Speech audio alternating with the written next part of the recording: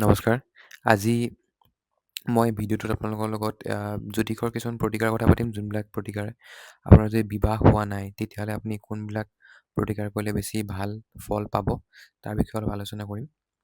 তো বিবাহ মূলতঃ গ্ৰহকেইটা হৈছে যে বৃহস্পতি গ্ৰহ আৰু এটা হৈছে শুক্ৰ গ্ৰহ। তো এই দুটা গ্ৰহক বিবাহৰ লগত জড়িত কৰা হয়। আৰু স্ত্ৰীৰ কাৰণে মানে ফিমেলছৰ কাৰণে আমি বৃহস্পতিটোক ধৰোঁ আৰু যোনবিলাক পুৰুষৰ কাৰণে তেওঁলোকৰ কাৰণে আমি শুক্ৰ গ্ৰহটোক ধৰা হয় যে বিবাহৰ মূল্য গ্ৰহ বুলি। তো বিবাহ নোহোৱাৰ কিছুমান কাৰণ হ'ব পাৰে যে আপোনাৰ দ্বিতীয় স্থানৰ গ্ৰহ বা দ্বিতীয়, চতুৰ্থ আৰু সপ্তম স্থানত অশুভ গ্ৰহ আছে বা সেই ঘৰকেইটাৰ অধিপতি গ্ৰহবিলাক দুৰ্বল, তেনেকুৱা কিছুমান ৰিজনত কেতিয়াবা বিবাহ নহয়।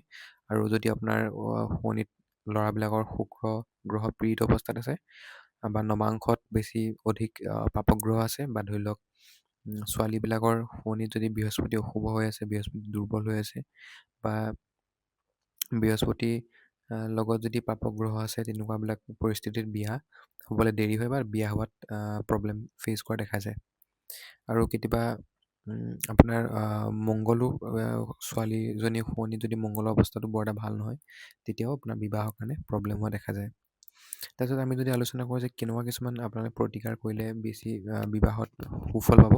প্ৰথমেতো আপুনি পাৰিলে শুৱনিখন দেখাব যে কি কি প্ৰতিকাৰ কৰিব পাৰে বেছি ভালকৈ, তেতিয়া বেছি ধুনীয়াকৈ গম পোৱা যায়, মানে গ্ৰহ প্লেচমেণ্টবিলাক চালে মেলিলে।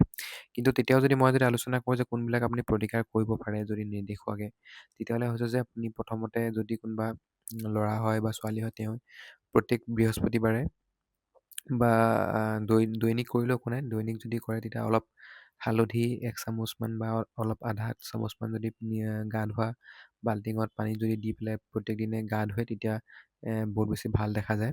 তাৰপিছত তেওঁ আলু আৰু লগতে তাত হালধি দি পেলাই, আলুটোত মানে হালধি ঘঁহি পেলাই যদি গৰুক খুৱায় প্ৰত্যেক বৃহস্পতিবাৰে বা শুক্ৰবাৰে, তেতিয়াও ভাল ফল দেখা গৈছে।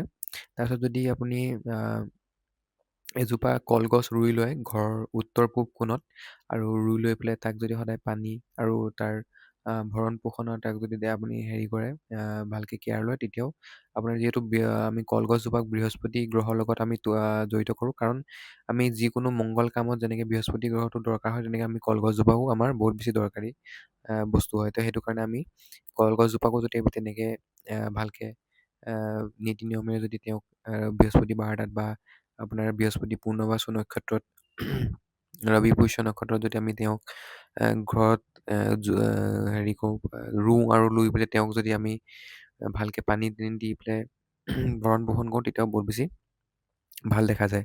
আৰু এটা আছে মংগল চন্দ্ৰ স্তোত্ৰম বুলি এটা স্তোত্ৰম আছে, তো সেই স্তোত্ৰমটো যদিও পাঠ কৰা হয়, তেতিয়াও বিবাহৰ ক্ষেত্ৰত বহুত বেছি ভাল দেখা গৈছে।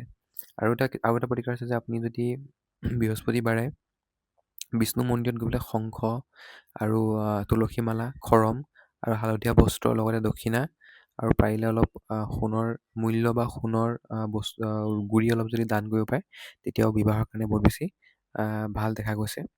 তাৰপিছত আৰু এটা প্ৰতিকাৰ কৰিব পাৰে, যোনটো আছে আপুনি শিৱ পৰিয়ালক আপুনি বস্ত্ৰ শুক্ৰবাৰে দান কৰিব পাৰে। যেনেকৈ শিৱ পৰিয়ালত অশোক সুন্দৰী, পাৰ্বতী, শিৱ বাবা, লগতে গণেশ, কাৰ্তিকেয়, এইকেইজনক যদি আপুনি বস্ত্ৰ দান কৰে, তেওঁলোকক যদি আপুনি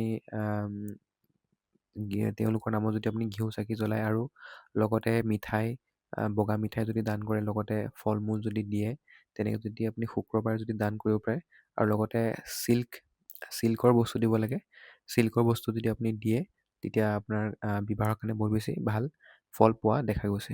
ধন্যবাদ।